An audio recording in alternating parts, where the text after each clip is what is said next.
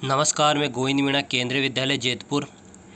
इस वीडियो में हम chapter number 2 from trade to territory class 8 का जो हिस्ट्री का चैप्टर है, इस चैप्टर का ये हमारा थर्ड वीडियो है। पहले दो वीडियो में हमने जो फर्स्ट वीडियो था उसमें ईस्ट इंडिया कंपनी जो इंडिया में आई और कैसे वो बंगाल की नवाब बनी उसके बारे में पढ़ा। फिर सेकंड वीडियो में हमने जो कंपनी ने अपना जो रूल था उसको एक्सपेंड किया, जैसे टाइगर ऑफ मैसूर यानी जो टिप्पू सुल्तान है उनको हराया, मराठाओं को हराया। मराठाओं के बाद उन्होंने जो अपनी पैरामाउंटेसी जो इस्टेब्लिश करी उसको स्टडी किया। फिर हमने डॉक्ट्रिन ऑफ लैप्स को भी स्टडी किया। इस वाले वीडियो में हम जो कंपनी का जो एडमिनिस्ट्रेशन था, जो कंपनी की जो आर्मी थी, उसको स्टडी करेंगे। चैप्टर स्टार्ट करने से पहले इन्फॉर्मेशन, वीडियो को पॉज करके ये जो डिस्क्रिप्शन में जो डिटेल लिखी हुई होती है इसको पढ़ लीजिए। साथ ही साथ में आपको आपकी जो टेक्स्ट बुक है, जो हिस्ट्री की जो क्लास 8 की जो बुक है वो भी साथ में रखनी है।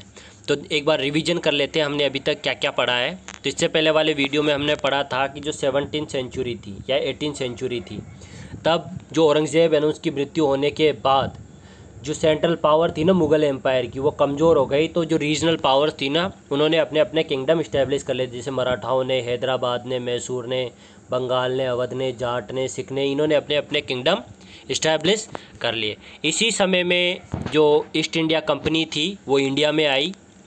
और ईस्ट इंडिया कंपनी ऐसी कंपनी नहीं थी जो इंडिया या ईस्ट हेमिस्फीयर की तरफ आई। इसके अलावा पुर्तगीज भी आए, डच आए, फ्रेंच आए, स्वीडिश आए, है ना, डेनमार्क आया। तो ये सब देश भी इंडिया में आए ट्रेड करने के लिए। इन्होंने अपनी अपनी कंपनी इस्टेब्लिश की। तो जो ईस्ट इंडिया कंपनी थी उसने बंगाल में अपना शासन स्थापित किया सबसे पहले। दरअसल जो कंपनी जब आई थी तो उसको ड्यूटी फ्री ट्रेड करने का एक फरमान दिया था औरंगज़ेब ने, जिसका मिसयूज उन्होंने किया। तो इससे क्या हुआ कि जो बंगाल के नवाब थे, जिनके बीच में और कंपनी के बीच में कन्फ्लिक्ट हो गया, और इसी कन्फ्लिक्ट से क्या हुआ, बैटल ऑफ प्लासी। तो बैटल ऑफ प्लासी में सिराजुद्दौला जो था, उसकी ईस्ट इंडिया कंपनी के जो आर्मी लीडर थे रॉबर्ट क्लाइव, उनसे बैटल हुआ और बैटल ऑफ प्लासी में सिराजुद्दौला की हार हो गई। हार होने के बाद मीर जफ़र को नवाब बनाया गया, जो कि एक पपिट था। लेकिन मीर जफ़र को भी बाद में कंपनी ने रिमूव कर दिया। उसकी जगह मीर कासिम को नया नवाब बंगाल का बनाया गया। लेकिन मीर कासिम ने भी वही किया जो सिराजुद्दौला ने किया, इनके ड्यूटी फ्री जो अधिकार थे इनको समाप्त कर दिया। तो इससे क्या हुआ, बैटल ऑफ बक्सर हुआ। और बैटल ऑफ बक्सर का जो लीडर था वो हेक्टर मुनरो था। और उन्होंने किसको हरा दिया, मीर जफ़र, अवध को, और मुगल्स के जो रूलर थे शाह आलम, उनको हरा दिया। फिर इसके बाद जैसे उनको हराया तो जो बंगाल है, बंगाल के साथ साथ बिहार और जो उड़ीसा है ना, उसकी दीवानी भी किसको मिल गई। दीवानी मतलब रेवेन्यू का जो सिस्टम है, जो रेवेन्यू के जो अधिकार है वो किसको मिल गए हैं, कंपनी को। यानी कंपनी अब क्या बन गई, बंगाल की नवाब, यानी कंपनी अब बंगाल की रूलर बन गई। तो कंपनी क्या हो गई, अब बंगाल की नवाब। इसके बाद कंपनी ने जो अपना सेकंड वीडियो जो था हमारा, उसमें हमने कंपनी ने कैसे अपने रूल को एक्सपेंड किया, यानी उसका विस्तार किया 1757 से लेके 1857 तक। तो 3 पॉलिसी थी। पहले तो डायरेक्ट वॉर करते थे, जिसमें उन्होंने बंगाल, मैसूर और मराठा को हरा के अपने क्षेत्र में मिलाया। फिर उसके बाद सब्सिडरी अलायंस से भी उन्होंने एनेक्सिंग की, जैसे हैदराबाद और अवध को मिलाया। और डॉक्ट्रिन ऑफ लैप्स के तहत उन्होंने सतारा, संबलपुर, झांसी को मिला लिया। इसके बाद हमने रेजिडेंट्स के बारे में जाना था। रेजिडेंट्स कौन थे, रेजिडेंट्स ब्रिटिशर अधिकारी थे। इसके बाद हमने सब्सिडरी अलायंस को जाना था। सब्सिडरी अलायंस को किसने इंट्रोड्यूस किया था, लॉर्ड वेलेस्ली ने। जिसमें ये होता था कि जो प्रिंसली स्टेट होते थे ना, वो अपनी कोई आर्मी नहीं रखेंगे, ब्रिटिश की जो सेना है उनकी सुरक्षा करेगी, बदले में इनको पेमेंट देना होगा। लेकिन जो राज्य अगर पेमेंट नहीं देता था तो उसको भी किस में मिला लिया जाता था, ब्रिटिश टेरिटरी में। इसके बाद हमने टिप्पू सुल्तान के बीच में और जो ब्रिटिशर थे उनके बीच में युद्ध को देखा। तो 4 युद्ध लड़े गए मैसूर और एंग्लो के बीच में, और फाइनल युद्ध में टिप्पू सुल्तान की हार होती है और जो मैसूर किंगडम है उसको भी किस में मिला लिया जाता है, ब्रिटिश किंगडम में। इसके बाद मराठाओं से भी 3 युद्ध लड़े जाते हैं, किनके, कंपनी के। और 1817 से लेके 1819 तक युद्ध चलता है, जिसमें फाइनल में मराठाओं की हार हो जाती है और मराठा जो रीजन है ना वो भी कंपनी के अंदर आ जाता है। और इस प्रकार से जो कंपनी है ना अपनी पैरामाउंटेसी पूरे भारत में इस्टेब्लिश कर देती है। लेकिन कंपनी को ये जो सब चीज़ें, इनका जो रूल है ना, वो इतनी आसानी से इस्टेब्लिश नहीं होता है। इसको कई सारे लोग विरोध करते हैं। उनमें से एक महिला होती है जो तलवार उठा लेती है ब्रिटिश रूल के अगेंस्ट, जिसका नाम होता है रानी चन्नम्मा। जो कि कर्नाटक में एक कित्तूर जगह है, वहाँ की स्टेट की रूलर होती है। हालांकि उसको बाद में जेल दे दी जाती है। इसके अलावा देखो रानी चन्नम्माई नहीं है, जो आने वाले चैप्टर में विद्रोह करेगी। किंग्स, कई सारे राजा, कई सारे किसान और ट्राइबल्स भी जो ब्रिटिश पैरामाउंट एसी उसका विरोध करते हैं। इसके बाद हमने डॉक्ट्रिन ऑफ लैप्स को जाना। यदि किसी राजा के कोई पुत्र नहीं होगा, कोई सन नहीं होगा, तो उसके राज्य को किस में मिला लिया जाता था? ब्रिटिश किंगडम में। ठीक, अब देखो ये जो 1757 तक 1757 से लेके 1857 तक का जो टाइम पीरियड है, इस टाइम पीरियड में इनका एडमिनिस्ट्रेशन क्या था ब्रिटिशर का, उसको अभी इस वीडियो में हम जानेंगे। तो जो वारेन हेस्टिंग्स है वो गवर्नर जनरल बनता है भारत का। देखो जब बंगाल की पावर बढ़ जाती है ना, तो जो बंगाल का जो गवर्नर होगा वो बाकी प्रेसिडेंसी का भी अब क्या बन जाएगा?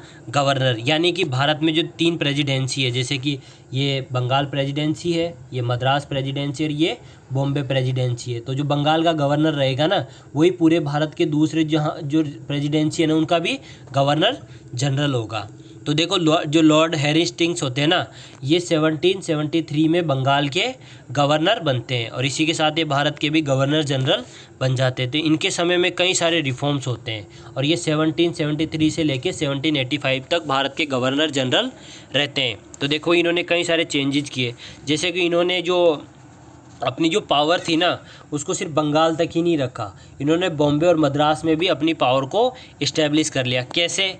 देखो इनके टाइम पीरियड में 1773 से लेके 1885 के बीच में देखो एक युद्ध तो मैसूर से हुआ, ये देखो यहाँ पे ये हुआ। 1788 से लेके 84 तक एक युद्ध तो मैसूर से हुआ। दूसरा युद्ध इन्होंने इसी टाइम पीरियड में मराठाओं से लड़ा, है ना। तो अपनी जो पावर है ना, इन्होंने बंगाल से एक्सपेंड करके कहाँ तक पहुँचा दी? साउथ इंडिया के दूसरे बॉम्बे एंड मद्रास जो रीजन है वहाँ तक भी। इसके अलावा इनके टाइम से जस्ट पहले जुडिशियल एडमिनिस्ट्रेशन में रिफॉर्म्स हुए 1772 में। तो एक नया जुडिशियल सिस्टम भारत में आया, नई न्यायिक व्यवस्था आई, भारत में नए कोर्ट आए। तो भारत में 2 टाइप के कोर्ट हर ज़िले में, हर जो ज़िला होता था ना, जो डिस्ट्रिक्ट होती थी, उसमें इस्टेब्लिश उनको कर दिया गया। तो भारत में 2 प्रकार के जो कोर्ट थे वो इस्टेब्लिश कर दिए। यदि कोई क्राइम करता है तो उसके लिए क्रिमिनल कोर्ट इस्टेब्लिश किया गया, और जैसे कि कोई जो रेवेन्यू से रिलेटेड जो मामले, उनके लिए सिविल कोर्ट इस्टेब्लिश किया गया। दरअसल जो फौजदारी अदालत होती है, इसमें जो क्राइम करते हैं, जैसे किसी ने हत्या कर दी, किसी का रेप कर दिया, या फिर किसी के साथ चोरी कर दी, है ना, जो थीफ का जो काम होता है, तो ये सब क्रिमिनल कोर्ट के अंडर आते हैं। और दीवानी क्या होता है? दीवानी जैसे कि तलाक का मामला हुआ, या फिर किसी की प्रॉपर्टी से रिलेटेड मामला होती है, किसके अंडर आता है?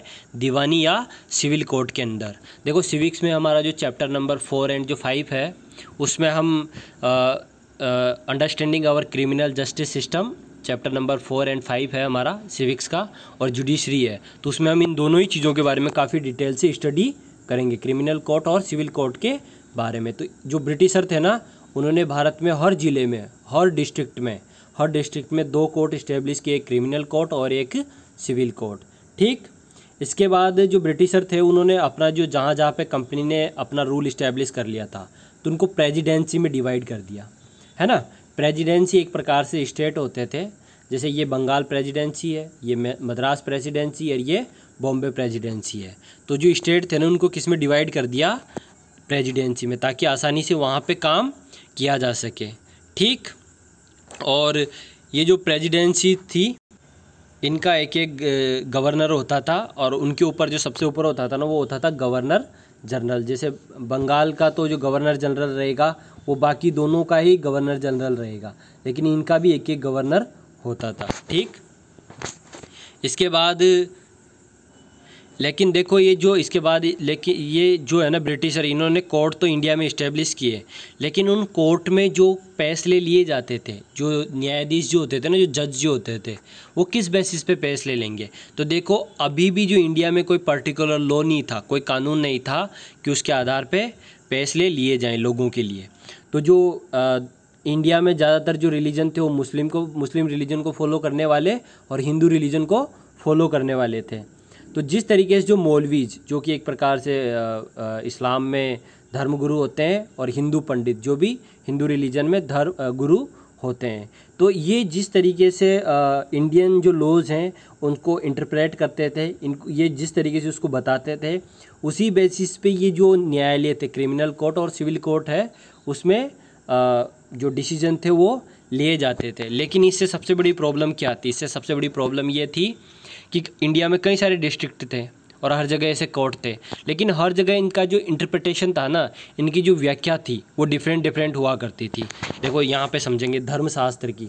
धर्मशास्त्र को सभी जो लोग थे ना, चाहे वो इस्लाम हो या मुस्लिम हो, अपने अपने तरीके से इंटरप्रेट करते थे, उनको अपने अपने तरीके से एक्सप्लेन करते थे। तो इससे क्या था कि हर जगह डिफरेंट टाइप का रूल रेगुलेशन निकल के आता था। तो इस चीज़ को समाप्त करने के लिए, इस प्रॉब्लम को सोल्व करने के लिए ब्रिटिशर ने एक टीम बनाई, है ना, NB हेड के इस नेतृत्व में, और कई सारे उसमें जो मुस्लिम धर्मगुरु थे, मौलवी, है ना, जो और कई सारे जो हिंदू पंडित थे उनको साथ में लिया, और यूरोपियन जज के साथ उनने मिलके जो भारत के जितने भी रूल रेगुलेशन थे, रिलीजियस रूल रेगुलेशन, उनका ट्रांसलेशन कर लिया और एक सिविल कोड बना दिया।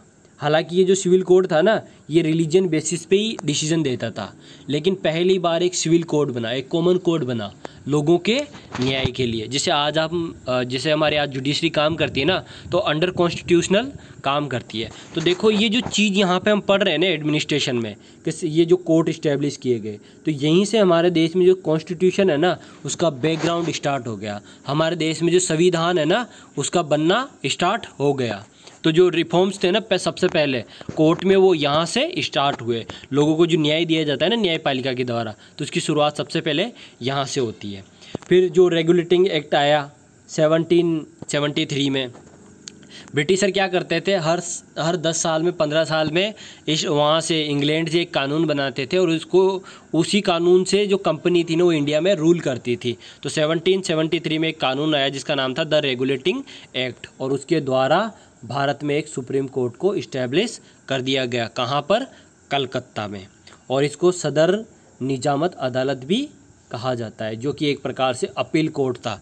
यानी कि किसी भी व्यक्ति को अगर न्याय प्राप्त करना है, जो ब्रिटिश पैरामाउंटेसी रूल के अंडर है, तो वो इसी कोर्ट में आके अपना न्याय प्राप्त करेंगे। ठीक, इसके बाद देखो ये तो जुडिशरी में रिफॉर्म्स किए उन्होंने। जुडिशरी में 2 कोर्ट बना दिए, क्रिमिनल कोर्ट और सिविल कोर्ट।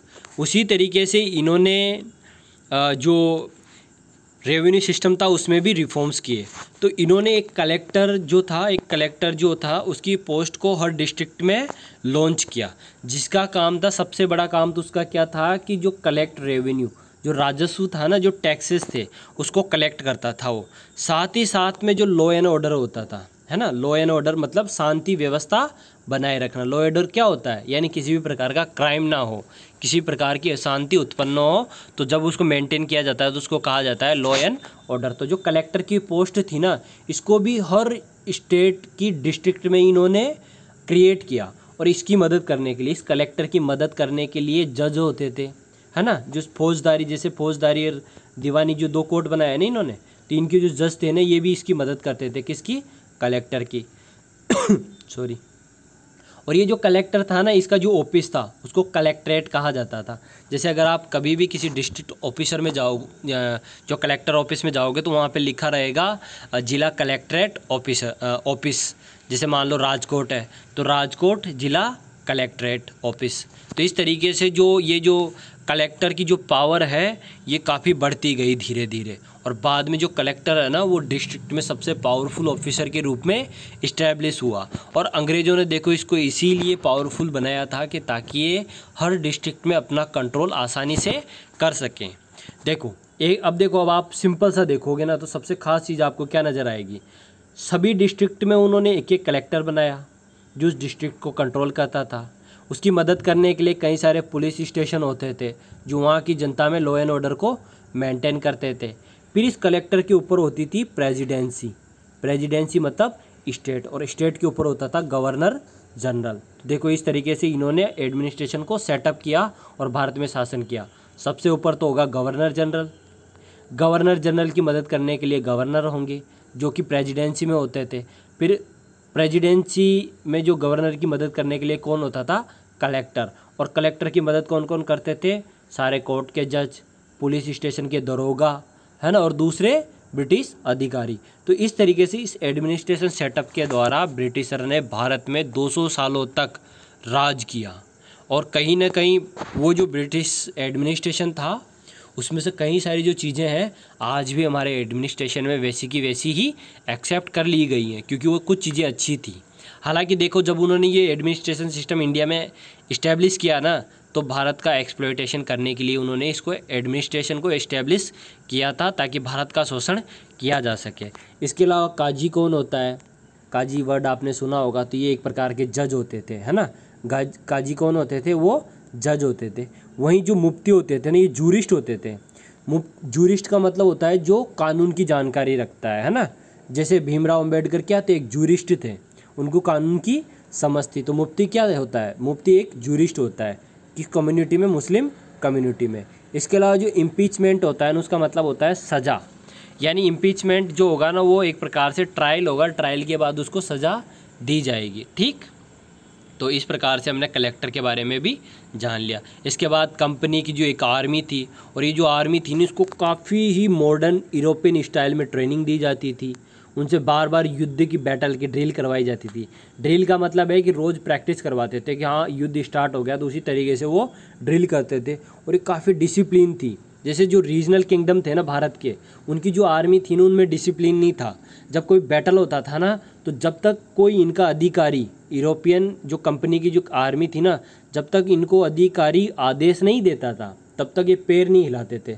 लेकिन जो रीजनल किंगडम के जो आर्मीज थी ना, वो प्रॉपर ट्रेंड नहीं थी, उनमें डिसिप्लिन नहीं था, इस कारण से वो आसानी से हार जाते थे। हालांकि जो टिप्पू सुल्तान था, जो टिप्पू सुल्तान थे, टिप्पू सुल्तान ने उसकी जो आर्मी थी उसको बिल्कुल मॉडर्न टेक्नोलॉजी के बेसिस पे अपनी आर्मी को ट्रेन किया। और उसके लिए बाकायदा उन्होंने फ्रेंच जो था ना, फ्रांस, वहाँ से अधिकारियों को बुलाया और अपनी आर्मी की ट्रेनिंग दिलाई। ठीक, हालांकि बाद में टिप्पू सुल्तान की हार हो जाती है। इसके अलावा देखो, जो कंपनी थी ना, वो मैचलॉक और जो मस्केट, 2 गन होती थी, इनका यूज करते थे। देखो, जो गन थी ना, ये मैचलॉक, ये एक प्रकार से पाउडर, इसमें पाउडर होता था, और उसको जबड़े से खोलते थे। जैसे ये इसका जो लॉक होता है ना, जब इस लॉक को खोला जाता है तो इसको जबड़े से खोला जाता है, अपना जो दांत होते हैं ना, उससे इसको खोला जाता था। इसके अलावा मस्केट एक हैवी गन होती थी। ये हैवी गन होती थी ना, इसको काफ़ी करीब से, जैसे मान लो ये व्यक्ति यहाँ खड़ा है, जिससे 10 फुट दूरी किसी दूसरा व्यक्ति खड़ा रहेगा तो उस पर हमला किया जाता था। ठीक, तो इस प्रकार से कंपनी की आर्मी भी हमने जान ली। इस प्रकार से हमारा जो चैप्टर है वो कंप्लीट हो जाता है। इसका कंक्लूजन देख लेते हैं चैप्टर का। तो देखो, जो कंपनी एक ट्रेडर के रूप में इंडिया में आती है, जब मुग़ल बादशाह औरंगजेब उनको फरमान देते हैं तो ट्रेडर के रूप में इंडिया में आती है। लेकिन 1857 तक कंपनी भारत की सबसे बड़ी पावरफुल कॉलोनियल पावर बन जाती है, जिसके अंडर भारत का 60.3% तो टेरिटरी, भूभाग आता है, ज़मीन आती है 1857 तक। और 78% जो पॉपुलेशन है इंडियन सब कॉन्टिनेंट के किसके अंडर आ जाती है? ब्रिटिश कंपनी के अंडर। यानी कि 68% तो भारत का टेरिटोरियल रीजन, और 78% भारत की पॉपुलेशन किसके अंडर आ जाती है? कंपनी रूल के अंडर। देखो, 1857 तक हमने इस चैप्टर में स्टडी किया है। अब आने वाले जो चैप्टर होंगे ना, उसमें हम स्टडी करेंगे 1857 के बाद की हिस्ट्री, है ना। इनके बाद के जो चैप्टर होंगे ना, उसमें हम 1857 के बाद की हिस्ट्री को स्टडी करेंगे। और जो हमारा चैप्टर आएगा ना, चैप्टर नंबर, जिसमें हम पढ़ेंगे कि व्हेन पीपल रिबेल, जब लोग विद्रोह करते हैं, तो 1857 की क्रांति को हम यहीं से स्टार्ट करेंगे। तो ये चैप्टर हमारा कंप्लीट हो गया है। इसके अलावा एल्सवेयर में हम देख लेते हैं कि जो स्लेव ट्रेड है, साउथ अफ्रीका में से जो लोग थे उनको डिफरेंट पार्ट में लेके जाया जा रहा था। देखो क्या था कि जो कंपनी थी ना, इसके अलावा दूसरी कॉलोनियल पावर्स थी, इन्होंने एक कमर्शियल जो फार्मिंग थी ना, प्लांटेशन को एक्सपेंड किया, जैसा जिसके बारे में हम चैप्टर नंबर 3 में ज़्यादा डिटेल से स्टडी करेंगे। इन्होंने प्लांटेशन को प्रमोट किया। तो इसमें क्या था कि मज़दूरों की ज़रूरत पड़ती थी, तो ये क्या करते थे, स्लेव ट्रेड करते थे। तो कई सारे मज़दूरों को वर्ल्ड के डिफरेंट पार्ट से दूसरे क्षेत्रों में लेके जाया जाता था। जैसे भारत से भी कई सारे जो मज़दूर थे ना, उनको वेस्ट इंडीज़ में लेके गए, है ना, उनको श्रीलंका में लेके गए, उनको फिजी में लेके गए। तो कई सारे देशों में जो ब्रिटिशर थे ना, मज़दूरों को लेके जाते थे। उसी तरीके से दूसरे कॉन्टिनेंट से भी मज़दूरों को स्लेव ट्रेड किया जाता था। तो देखो ये जो स्लेव ट्रेड है ना, इसका ये दोबारा मेंशन होगा जब आप हिस्ट्री में 9th का चैप्टर पढ़ोगे ना, फ्रेंच रिवोल्यूशन, तो स्लेव ट्रेड एक बार फिर से आएगा वहाँ पे। तो ये एल्सवेयर में हमने जो slave trade in south Africa को भी जान लिया। इस प्रकार से जो हमारा चैप्टर नंबर 3 है वो चैप्टर नंबर जो 2 है हिस्ट्री का, फ्रॉम ट्रेड टू टेरिटरी, वो कंप्लीट हो गया है। पहले वीडियो में हमने टॉपिक नंबर 1 को स्टडी किया था, सेकंड में हमने कंपनी रूल एक्सपेंड को स्टडी किया, और इस वाले वीडियो में हमने एडमिनिस्ट्रेशन को स्टडी किया। तो एक बार फाइनल रिवीजन कर लेते हैं इस चैप्टर का। सबसे पहले हमने जाना औरंगजेब की मृत्यु के बाद कोई भी सेंट्रल पावर नहीं थी, तो जितने भी मनसबदार थे उसके या फिर जो रीजनल उसके जो सूबेदार थे, उन्होंने अपने आप को आज़ाद कर लिया और एक नए किंगडम इंडिया में इस्टेब्लिश हुए, बंगाल, मद्रास, है ना।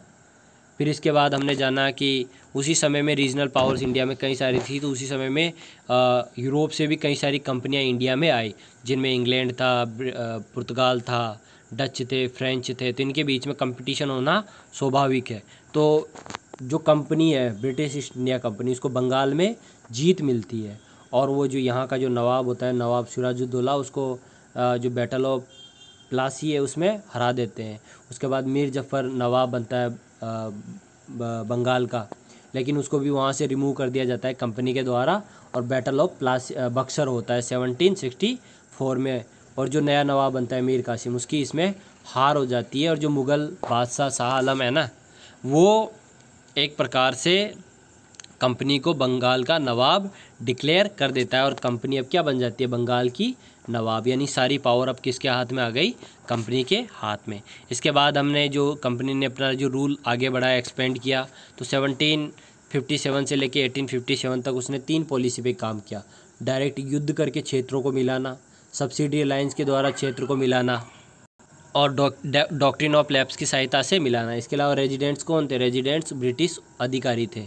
इसके बाद हमने सब्सिडरी अलायंस को जाना। सब्सिडरी अलायंस को लॉर्ड वेलेस्ली ने इंट्रोड्यूस किया, जिसमें जो रीजनल किंगडम थे वो अपनी आर्मी नहीं रखेंगे, उनकी जो सुरक्षा है वो कौन करेंगे, ब्रिटिशर सुरक्षा करेंगे। बदले में इनको क्या देना होगा, पेमेंट, और जो पेमेंट नहीं देगा उसको किस में मिला लिया जाएगा, ब्रिटिश टेरिटरी में। इसके बाद हमने टिप्पू सुल्तान, जो टाइगर ऑफ मैसूर के नाम से भी जाने जाते हैं, एंग्लो मैसूर वॉर्स को जाना। 4 युद्ध लड़े गए, लास्ट बैटल में मैसूर की हार होती है, टिप्पू सुल्तान की हार होती है, और मैसूर को किस में मिला लिया जाता है, कंपनी ब्रिटिश किंगडम में। इसके बाद एंग्लो मराठा वार, 3 युद्ध हुए। थर्ड जो लास्ट बैटल होता है उसमें मराठाओं की हार हो जाती है, और मराठा किंगडम को भी किस में मिला लिया जाता है, ब्रिटिश रूल में। इसके बाद जो जैसे मराठाओं को हराया जाता है, तो ब्रिटिश पैरामाउंटेसी का जो क्लेम है ना वो आगे बढ़ता जाता है। लेकिन ब्रिटिश पैरामाउंटेसी को कई सारे जो लोग हैं ना वो चैलेंज करते हैं, उनमें स्पेशली रानी चन्नम्मा का मेंशन इसमें किया गया है। लेकिन रानी चन्नम्मा ऐसी नहीं थी जिसने ब्रिटिश हुकूमत के अगेंस्ट तलवार उठाई। कई सारे राजा, पीजेंट्स, जो ट्राइबल्स थे, उन्होंने भी सेम काम किया, और 1857 में तो कई सारे लोगों ने उसका विरोध भी किया। इसके बाद हमने डॉक्ट्रिन ऑफ लैप्स को जाना। डॉक्ट्रिन ऑफ लैप्स में अगर किसी राजा का कोई सन नहीं है तो उसके राज्य को भी ब्रिटिश किंगडम में मिला लिया जाएगा। इसके बाद हमने ये जो पूरा टाइम पीरियड था 1757 से लेके 1857 तक, यानी बैटल ऑफ प्लासी से लेके 1857 की क्रांति तक अंग्रेज़ों का शासन कैसा था, एडमिनिस्ट्रेशन कैसा था, उसको समझा। तो ब्रिटिशर ने जुडिशियल एडमिनिस्ट्रेशन में रिफॉर्म्स किए और 2 कोर्ट इस्टेब्लिश किए हर ज़िले में। एक क्रिमिनल कोर्ट था जिसको फौजदारी अदालत कहा जाता था, एक सिविल कोर्ट था जिसको दीवानी अदालत कहा जाता था। प्रेसिडेंसी, जो ब्रिटिश कंपनी के जो क्षेत्र थे ना, जो स्टेट थे, उनको प्रेसिडेंसी कहा जाता था। जैसे कलकत्ता प्रेसिडेंसी, ये मद्रास प्रेसिडेंसी, ये बॉम्बे प्रेसिडेंसी। तो इस प्रकार से उन्होंने प्रेसिडेंसी के रूप में अपने राज्य को डिवाइड किया। इसके अलावा जो क्रिमिनल कोर्ट और जो सिविल कोर्ट थे ना, इनको मौलवी जो और हिंदू पंडित थे ना, ये अपने तरीके से इंटरप्रेट करते थे। तो एक सिविल लॉ नहीं था, एक कॉमन लॉ नहीं था। तो इस प्रॉब्लम को दूर करने के लिए, जो धर्मशास्त्र की जो प्रॉब्लम है उसको दूर करने के लिए एनबी जो हेल हेड थे, इन्होंने ट्रांसलेशन किया हिंदू और जो मुस्लिम रूल्स थे उनका, और एक कॉमन सिविल कोड बना लिया। फिर उसके बाद रेगुलेटिंग एक्ट आया 1773 में, जिसमें एक भारत में एक नया सुप्रीम कोर्ट भी इस्टेब्लिश किया गया। इसके बाद हमने कलेक्टर को जाना, तो कलेक्टर का काम था टैक्स लेना, रेवेन्यू को कलेक्ट करना और इस डिस्ट्रिक्ट में लॉ एंड ऑर्डर मेंटेन करना। हर डिस्ट्रिक्ट में एक कलेक्टर होता था और उसकी मदद करने के लिए जज, पुलिस ऑफिसर और दरोगाज होते थे, और जो कलेक्टर का ऑफिस था उसको कहा जाता था कलेक्ट्रेट। ठीक, इसके बाद हमने कंपनी की जो आर्मी उसको जाना, तो जो कंपनी की आर्मी थी वो एकदम यूरोपियन स्टाइल में ट्रेन किया जाता था। उनकी रोज़ ड्रिल होती थी युद्ध के लिए, उनको तैयार किया जाता था। उनमें काफ़ी डिसिप्लिन था, अनुशासन था। जबकि रीजनल जो किंगडम थे ना, उनकी आर्मी इतनी डेवलप नहीं थी, नहीं उनमें अच्छा अनुशासन था। लेकिन भारत में जो टिप्पू सुल्तान थे, है ना, टिप्पू सुल्तान ऐसा व्यक्ति था जिसने मॉडर्न टेक्नोलॉजी और यूरोपियन टेक्नोलॉजी के बेसिस पे अपनी जो आर्मी थी उसको ट्रेन किया था। किसके अगेंस्ट? ब्रिटिशर के अगेंस्ट। हालांकि बाद में उनकी हार हो गई। इसके अलावा हमने मैच लॉक के बारे में जाना और मस्केट जो दोनों गन है ना, उनके बारे में भी हमने जाना। फाइनल में हमने कंक्लूजन में यही पहुँचे कि 1857 तक जो ट्रेड कंपनी के रूप में भारत में आई थी, वो भारत का एक सुपीरियर पावर बन गई, कॉलोनियल पावर भारत में बन गई। इसके बाद हमने स्लेव ट्रेड्स को जाना। अफ्रीका में भारत के भी कई सारे स्लेव्स को एक जगह से दूसरी जगह बेचा जाता था और ख़रीदा जाता था। और जब इन स्लेव को एक बार ख़रीद लिया जाता था ना, तो पूरी ज़िंदगी उसका जो मालिक होता था उसके लिए काम करते थे। तो इस प्रकार से जो हमारा हिस्ट्री का जो चैप्टर नंबर 2 है, from trade to territory, company ने कैसे ट्रेड से अपनी टेरिटरी इस्टेब्लिश की, वो कंप्लीट हो जाता है। इस चैप्टर को हमने 3 वीडियो में डिवाइड किया था, जिसके लिंक आपको इसके डिस्क्रिप्शन बॉक्स में मिल जाएंगे, है ना। तो इस वीडियो को देखने के लिए आप सभी का बहुत बहुत धन्यवाद। Thank you very much.